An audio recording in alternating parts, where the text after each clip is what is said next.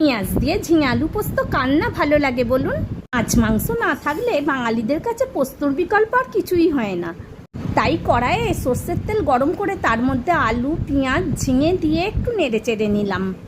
বন্ধুরা কমেন্টে আপনাদের বানানো রেসিপি আমায় লিখে পাঠান, সেই রেসিপি আমি অবশ্যই বানিয়ে এখানে শেয়ার করব। দেখুন ঝিঙে আলু পেঁয়াজটা নাড়তে নাড়তে অনেকটাই ভাজা হয়ে গেছে। স্বাদ মতন নুন আর হলুদ গুঁড়ো দিয়ে আরও একটু ভালো করে নেড়ে নেব। আমি নাড়তে থাকি, আপনারা চ্যানেলটাকে সাবস্ক্রাইব করে ভিডিওটাকে লাইক ও বেশি বেশি করে শেয়ার করে দিন।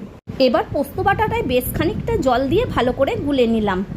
এবার এটাকে কড়াইয়ের মধ্যে দিয়ে দিলাম, তার সাথে আরও একটু জলও দিয়ে দিলাম। সবটাকে ভালোভাবে মিশিয়ে নিয়ে একটা ঢাকা দিয়ে এটাকে সেদ্ধ হতে দিচ্ছি।